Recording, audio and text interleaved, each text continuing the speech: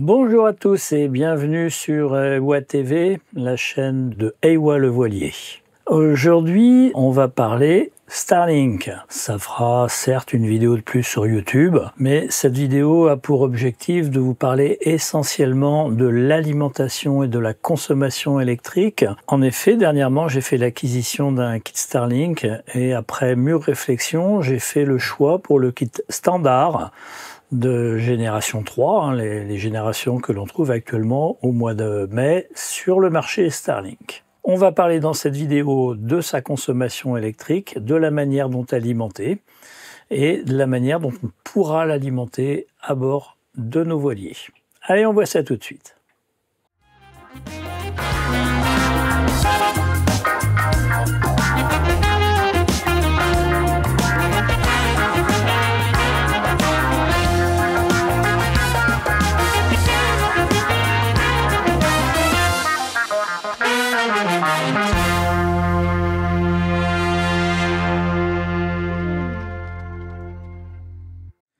Avant de rentrer dans le vif du sujet de l'alimentation de Starlink, je vais quand même vous faire une présentation rapide du matériel qui compose le kit standard génération 3.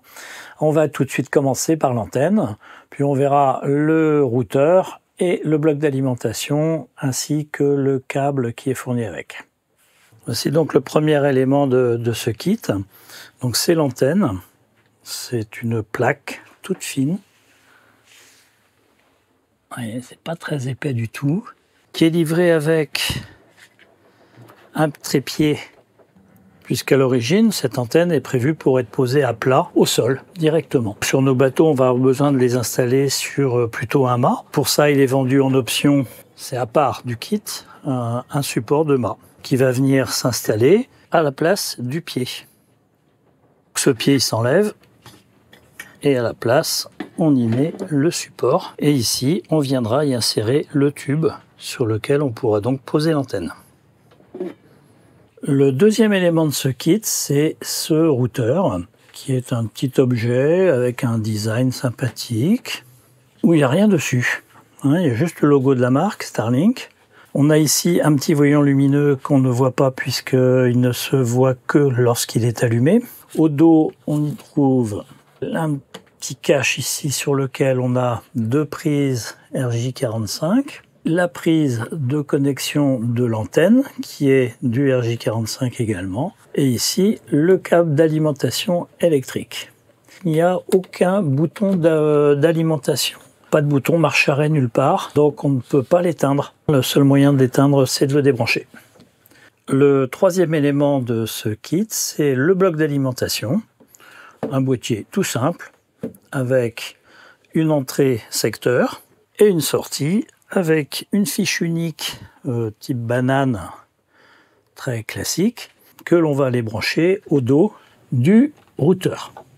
Dernier point, le cordon qui est livré avec, qui va relier le routeur à l'antenne. C'est un cordon Ethernet RJ45, catégorie 6 blindé. Même système d'étanchéité ici. Une petite collerette en plastique souple, ça s'emboîte comme ça, et ça, une fois à fond, l'étanchéité est assurée ici. Et côté antenne, c'est pareil, ça s'enfonce dans le fond de la prise de l'antenne et l'étanchéité y est assurée. Alors une chose importante à noter, ce cordon Ethernet avec une fiche RJ45, il va assurer la fonction de transmission des données et l'alimentation électrique de l'antenne. Donc c'est avec cet unique câble qu'on alimente l'antenne et qu'on fait transiter les données. C'est un très très bon point pour Starlink, ça simplifie les connexions, ce n'est plus une prise propriétaire comme ça l'a été à un moment donné, c'est vraiment standard.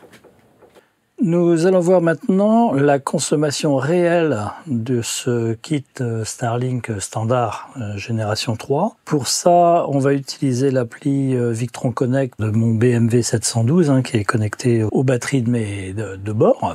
Je vais d'abord aller tout éteindre. Et on va regarder ensemble sur l'appli l'évolution de la consommation entre le tout éteint, le démarrage du convertisseur 220, le branchement de Starlink, et ça nous donnera une idée beaucoup plus précise de la consommation réelle. J'ai éteint le frigo, tout ce qui était à lumière, chargeur de piles, j'ai tout éteint. J'ai même coupé la production d'énergie solaire et j'ai coupé l'éolienne.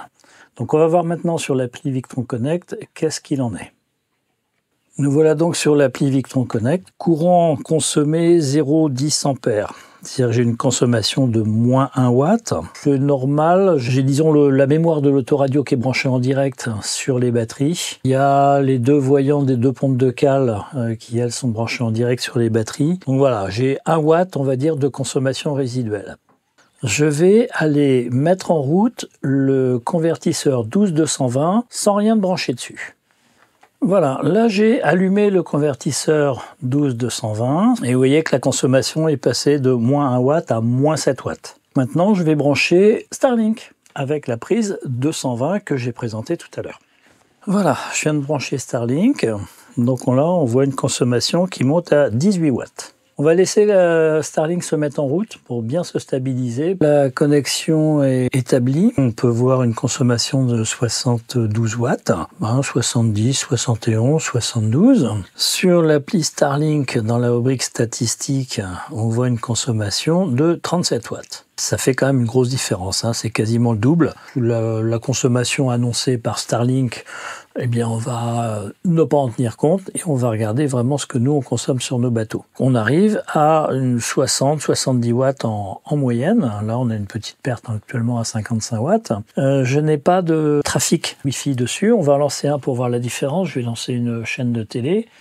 Voilà, il y a TF1 qui tourne là sur ma tablette actuellement. Là, j'ai un débit entrant, hein, donc on est à 68, 80 watts, 65, 64, donc il y a des variations. Hein.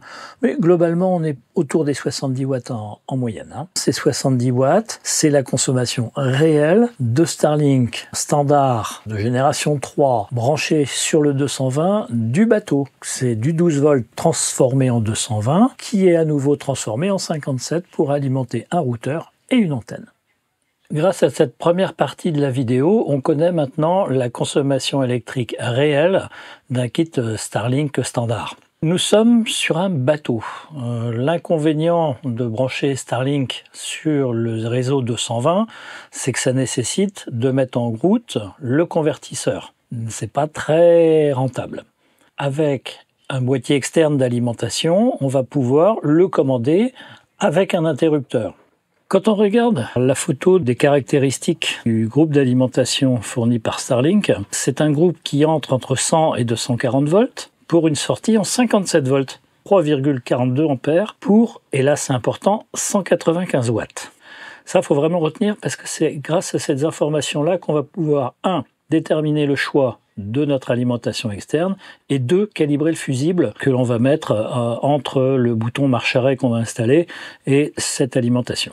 Pour l'alimentation, eh ben, écoutez, j'en ai trouvé une. Il s'agit d'un convertisseur DC-DC d'une capacité de 1800 watts ou 40 ampères. C'est une alimentation stabilisée. Vous lui faites entrer d'un côté une certaine tension comprise entre 10 et 60 volts pour ce modèle-là, et vous pourrez en ressortir entre 12 et 90, sachant que vous ne pouvez pas sortir moins. Voici donc l'alimentation. Ce modèle-là, il a un ventilateur en dessous pour parfaire le refroidissement qui est assuré par les ailettes en aluminium dont on voit le profil ici. Mais vu qu'il peut monter à 1800 watts, ça peut chauffer beaucoup, donc j'ai pris le modèle avec ventilateur. Donc on a 2 pôles de connexion. Ici, on a donc l'entrée. C'est ici qu'on va rentrer le 12 volts.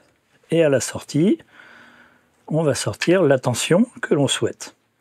Le réglage de cette tension s'effectue grâce à ce petit potentiomètre qui est ici. Donc on va utiliser un tournevis très fin et on va régler la tension. On va voir ça dans quelques instants. C'est livré avec les pattes de fixation, mais pas de support et pas de capot. Alors le support, c'était simple, hein, un bout de contreplaqué que j'ai trouvé en fond de cale.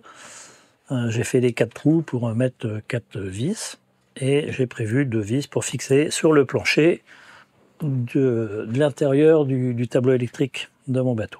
Par souci à la fois d'esthétique et de sécurité surtout, pour éviter d'aller risquer de poser ses mains dessus ou un objet métallique pendant qu'on fait une intervention quelconque là où il va être installé, j'ai fait fabriquer par un imprimeur 3D un petit capot que je vous présente là, où j'ai fait mettre l'out et le in, entrée-sortie, pour bien distinguer. Il est parfaitement adapté à ce modèle. Donc quand il sera installé, j'aurai plus qu'à le couvrir, bloquer tout ça et on aura quelque chose de propre. Bien écoutez, maintenant on va passer à la partie du réglage de cette alimentation. Là on va changer d'endroit, je vais aller à la table à cartes, on va connecter et paramétrer tout de suite l'alimentation. Nous allons maintenant procéder au réglage de l'alimentation. J'ai préparé le matériel, je vous montre, et puis ensuite on regarde comment faut faire. J'ai sorti le fil qui va servir à alimenter Starlink quand il sera installé derrière le tableau électrique. J'ai sorti 2 fils, j'ai mis 2 wagos et j'ai raccordé un câble provisoirement jusqu'à l'entrée plus et moins de l'alimentation. Je vais ensuite connecter mon multimètre. Je vais d'abord mettre sous tension à mon voyant. Voilà. Là, l'objectif, ça va être d'atteindre les 57 volts en manipulant ce petit potentiomètre qui est juste ici. Donc, on va pouvoir vérifier une première chose. D'abord, c'est quelle est la tension d'entrée aux bornes. Je mets ici, le moins ici, et on a 13 volts 50 qui rentrent.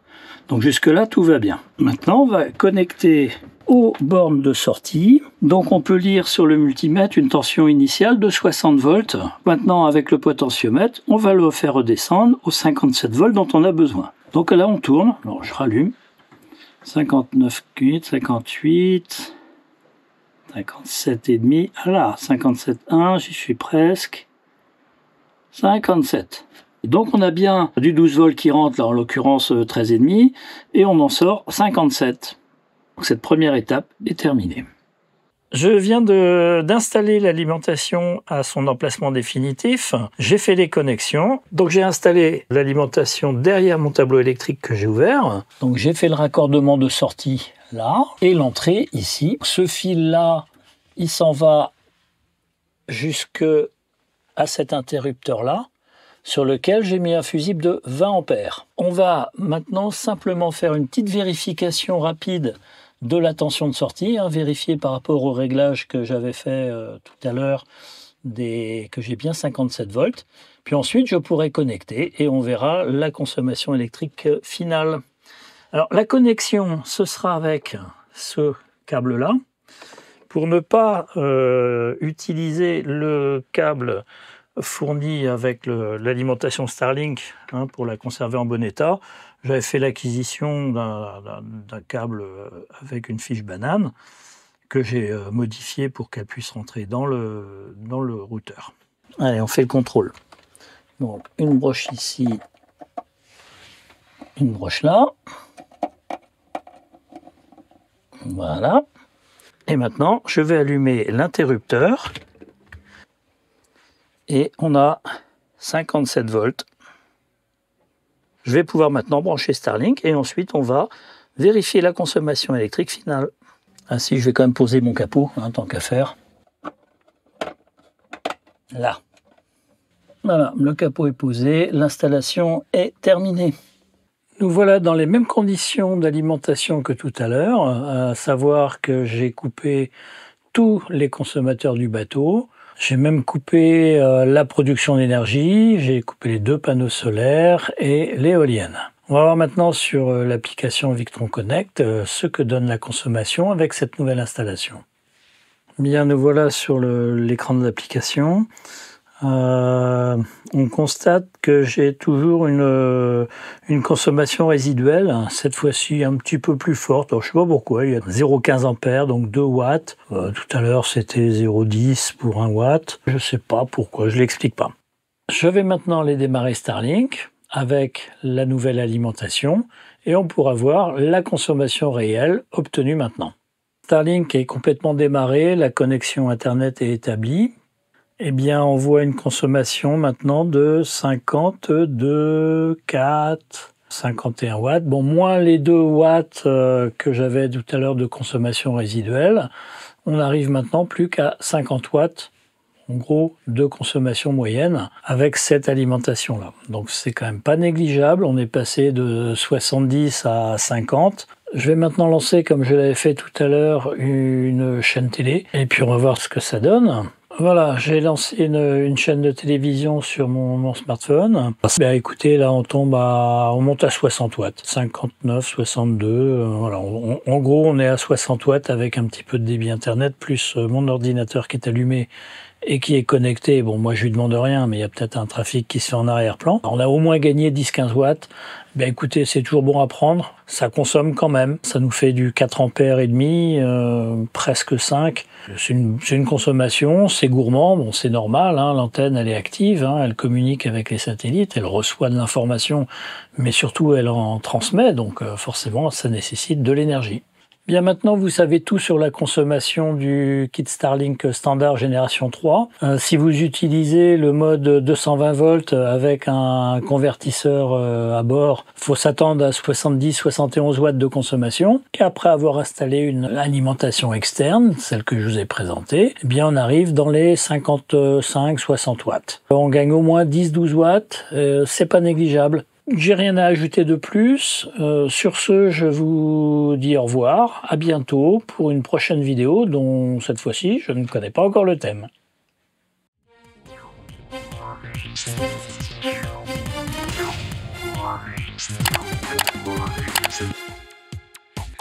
J'adore